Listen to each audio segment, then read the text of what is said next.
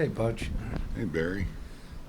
How much different is it managing now than it was in your first World Series in 1998? It's really not any different. I maybe in the fact the first one, I mean, those are really nervous times, and you're still amped up now. I mean, it's a big moment, exciting moment, but your first time is always that special memory that you're always going to have, and all of them are. But so really, it's that. Beside that, they're all the same, I think, and the excitement. You're anxious to get it going, and you're just proud of your boys, and so it's a good time. What about actual managing over the course of the season? It's a lot different managing now with analytics and all the things you have to take into account than it was back then, wasn't it? A little bit, but even back then, we wanted all the information we could get. I don't think that ever changes. It just wasn't as deep as it is now. But I can go back when I first started at '95. I mean, we wanted all the information, the analytics, things that we could get.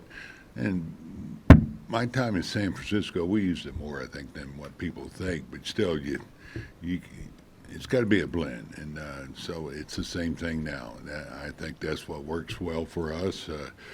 With our ops department, our coaching staff, myself, it's important that I think you use both. Go to Claudia, standing on your right here. Hi, Cruz. Congratulations. Right here. Hi. How important has defense been for the Rangers this postseason? How much has great defense or errors turned the momentum of games? Yeah. Well, I think if you look at both clubs, it's amazing how close we are as far as errors. Both teams play very well defensively, and I've always been a big believer pitching defense. We talked about it this spring. Every team does, I know that, but that has to show up every day. The hitting and pitching is going to come and go, but we need to catch the ball, and don't beat ourselves. And these guys have really done an incredible job of coming out every day and working on their defense, separating their defense from their offense when that's not going well, and doing what they can to help the pitcher get outs. Go to Bob right here on your right, Poach. Hey, Bruce, during the playoffs, the Diamondbacks were kind of being motivated by everybody picking against them, wondering how an 84 win team should be there. Did you guys use anything like that for motivation, being the underdog in all three series and struggling there in September? You know what, Bob? We really didn't talk about it. We weren't concerned with what people thought of us. We thought we were good. We thought we belonged, and we thought we could win, and that's how we looked at it. So didn't really get concerned with, what the outside or the big pundits or experts thought about us, and so that's how we approached it. Second row, bit to your left, Levi. So I want to follow up on the defense question, because watching this team the last however many years, the defense has been significantly better this year. I know that you did research before you took this job. When you came to spring training this year, did you have a plan in place, like to improve the defense? What was your process for emphasizing? Well, really more than anything, just work. I mean, we got work to do. We got to get better. Just to give you an example, Nate Lowe, that was an area he needed to work on, and I don't think we take credit for it. Nate went out there and worked every day. He was pushed by Marcus, and that's part of the deal too. You want each other to hold each other accountable to going out there and doing things right, getting ready, and getting better as a player, whether it's at the plate, defensively, wherever it is. So. But, I can remember my early conversation with Josh Young. Hey, I know the hitting's going to come and go. Hey, but we got to catch the ball down here. That's going to be our focus. And this kid ended up being, even more advanced than I thought defensively. And he's done a great job. But really, everybody, Corey's solid. I knew that. And I knew Marcus was solid. And then you look behind the plate, Jonah Heim, you could see he was coming into his own. And he just really has done a great job of handling the staff, throwing, blocking, doing all those things you like from a catcher defensively, especially the receiving end. And then just a quick follow-up on that, especially this year. You know, the rules have changed. There's no shift. How important has your defensive analytics department been in positioning the guys and making sure that they're in a position to succeed with the rules having changed a little bit? Right. No, they play a critical role in helping us be in the right spot. And, I have to mention Ragsdale, Corey. He does a great job of putting these guys in the right position. Will's got the outfield. And so really, we're all here because we work together well, and that's the reason we're here. These guys just did a great job being relentless with their preparation and work. Other questions for Bruce? In the fourth row on your left, Bruce. Hey, Bruce, why did you want Tony Beasley on your staff, and what's he brought to your club? Yeah, I didn't know Tony, but I'd heard nothing but great things from mutual friends. What a great baseball guy he is, what a positive influence he is, and how popular he was with the team. And so we have a mutual friend in Northern Virginia. He said, "Don't you do anything with Beasley." So I had to listen to him. But on the serious side, no, just too many good things said about him. And so I was looking forward to meeting him, and we hit it off right away. I mean, if you can't hit it off with Bees, you're the problem. About 5 rows back, straight in the middle there. Hi, Bruce. It's question for another coaching staff. Will Venable, could you describe his presence in your club, and his job title is associate manager? What does it actually do? Gosh, I'm sorry, man. I got bad ears. I'm getting old. What? Yeah, Will Venable, right? Yeah. Okay. Oh, Will Venable? Will Venable, yep. Yeah. Will and I have been across the field from each other for a while. Back when he was with San Diego, I was with the Giants, and then he was with the Cubs. So, I've known Will, not real well, but, enough to know what a good man he is, what a good baseball guy he is. And so when I came over here, his name was brought up as a possibility, and I was excited about it. I think he's an up-and-coming manager. He's the guy that's kind of helped me keep things organized. So I'm lucky to have him. 1 row further back on your left. Hi, Bruce. Jack Summers from Fan Nation. Hey, Jack. Torey Lovullo spoke before the game about his admiration for you as a manager and as a person in such glowing terms. And I was just wondering, you've managed over 60 games against him since he's gone to the Diamondbacks. What are some of your thoughts about his style of managing and the challenges that presents for you in the other dugout? Yeah. Well, back at Torrey, I think a lot of him. I had a chance to manage quite a few games, as you mentioned. He's on top of everything. He knows the game. It's not a situation where he's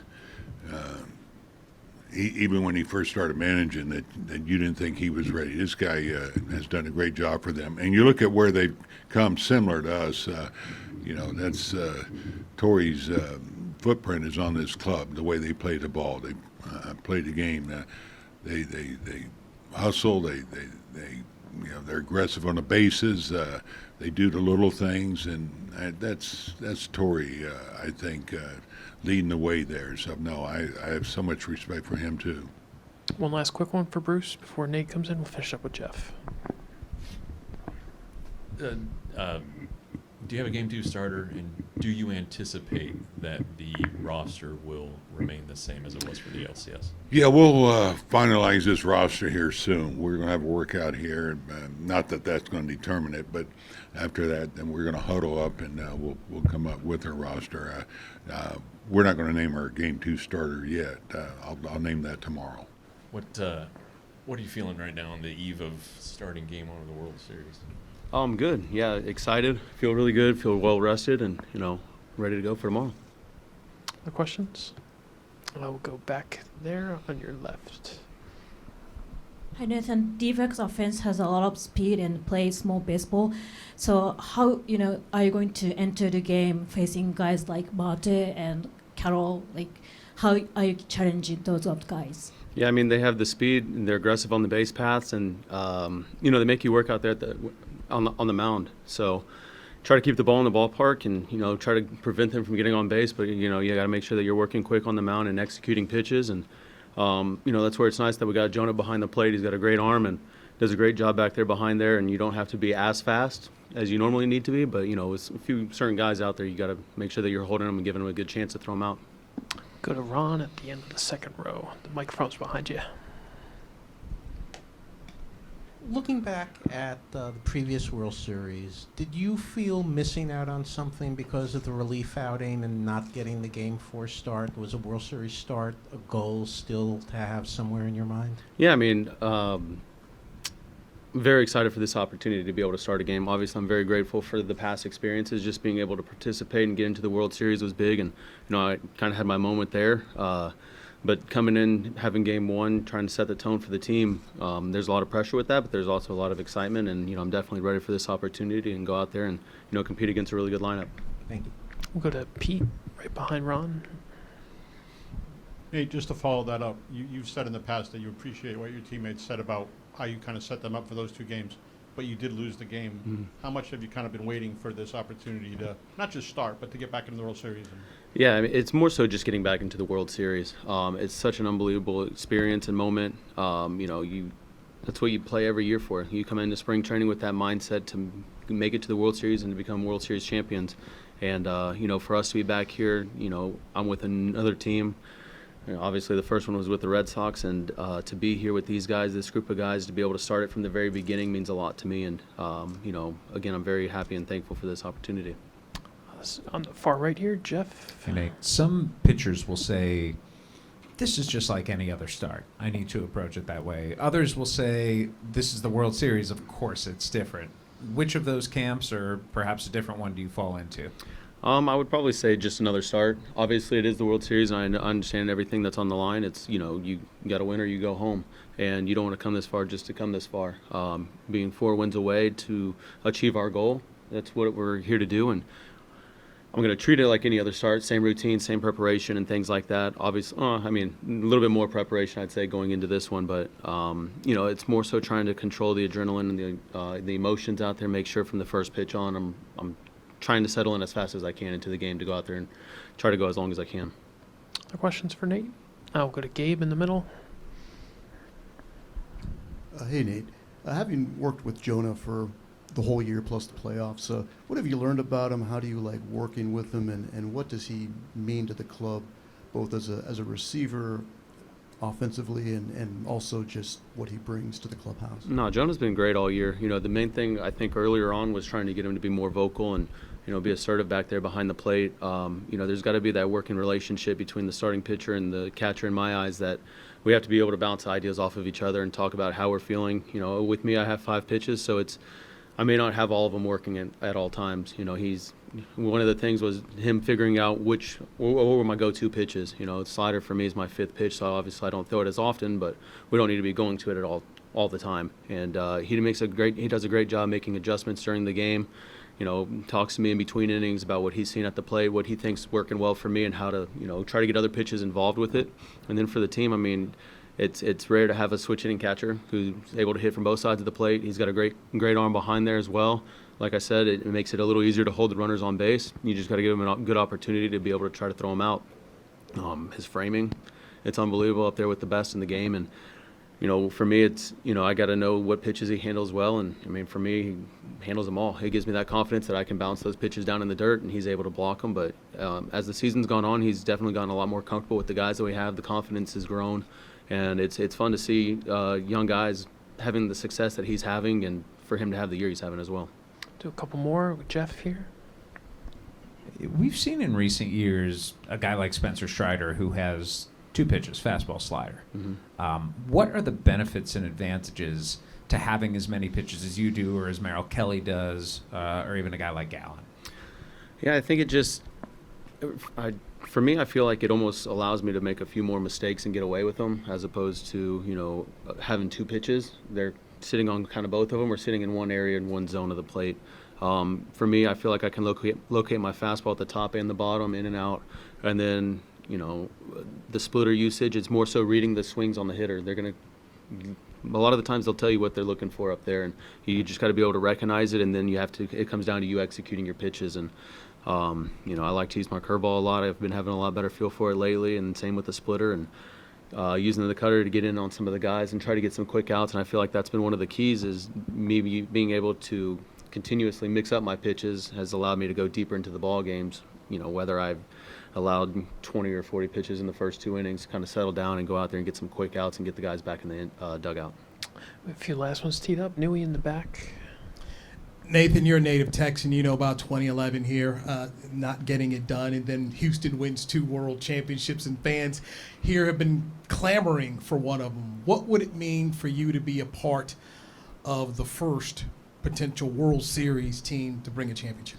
I mean the world. It's an amazing experience, and again, to be able to say that you were part of the first one, you kind of set the foundation for the years to come, and you don't really know what will happen after that. But for us to be able to say, like, hey, 2023 we were World Series champions, it means a lot, and there's a lot that goes into it and a lot of weight to it. So fans have been amazing for us all year long. We just got to continue to go out there and play our baseball and make sure we get the job done. Got Evan right here. Nathan, your specific level of competitiveness or the way you go about things, your teammates all talk about how much you invest time in them as well. Is that something you developed as a major leaguer or in professional baseball, or is it something you got from somewhere else? I don't know. I feel like started high school maybe, or even like when we were younger in Little League, I was fortunate enough to come up with, I'm sure like a lot of guys, there's a lot of like really close friends, travel ball and stuff, and it goes into high school, and then after high school, I was fortunate enough to get drafted, but certain guys took me under their wings. You can't get it done by yourself. It's a team sport. There's multiple guys that are going to help contribute to the organization. You can't win it with the 25 men that you have out there on the field. It's a whole organizational achievement. You got to be able to rely on a lot of other people. There's a lot of stuff that goes on behind the scenes, from helping other baseball players to the training staff helping you, keeping your body healthy, the strength coaches, the massage therapists, everybody's sacrificing and doing their little bits of their job to be able to help you go out there and compete at your best. But I try to make sure I learn from the injuries I've had in the past of how I can get better and stronger from it, help other guys try to prevent themselves from getting injured, whether it's the little workout routines or, eating right, little things like that. But when it comes down to pitching, I try to take a lot of pride in my mechanics. And again, I think you learn a lot from your past failures, and you want to try to prevent that from happening again as much as possible. And if I see somebody else doing something that I had done in the past, I want to make sure that I try to help out, and they can take it however they want, good or bad, and hopefully we learn and we continue to have the good success. We'll finish up with Pete and Ron. Nate, how much do you think it's helped you guys that the president of baseball operations is a former player? And how has that kind of impacted, do you think, the way he put the team together and the dynamics in the clubhouse? Yeah, I mean, you can't say enough about how great CY's been for us. I mean, he understands the game. He understands, his role, and, not overstepping it, letting the players have the clubhouse, things like that, not coming in too much. But obviously he's around and being extremely helpful with the little things. He sees things. He's not that far out of being, from pitching. So it's nice to be able to talk to him about the little things of the game, and just the little things I think that could help make us better. Been able to bounce ideas off of him, and he's made some adjustments, and then other times he says we're good. And so I can't thank him enough for the opportunity to come over here, especially with the way everything had unfolded in the offseason, signing DeGrom and Heaney, and then circling back to me and giving me this opportunity to be here in this situation. And like I said, we got 4 more wins, so make sure that we do it. We'll finish up with Ron in the second row. Were there ever moments after either Tommy John surgery that you wondered whether you would get back to experience moments like this? And looking back, what were the low points and how distant do they seem?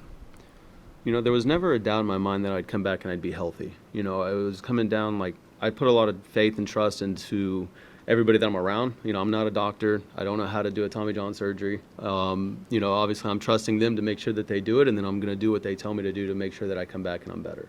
I can put in the work. Being in one of these moments, though, you can never take it for granted. You never know what kind of team you're going to have that year, the injuries. Everybody's going to have to face that, the injury bug, and you know, you're going to have a lot of different guys step up at the right times. And I feel like that's one of the reasons that we're able to be here in this situation. You know, Corey went down early in the year, and you got Josh Smith and Zeke who were able to step up and fill in that role for him. We've had a lot of the starting pitchers go down. Dane was able to step up this year and take that spot for DeGrom. And everybody's been able to step up in those little moments and had their moment during the season to help us get to this point. And, you know, I think that's one of the things that means a lot for us to be able to be in this situation again. And, you know, we just, again, got to make sure we win these next 4 games.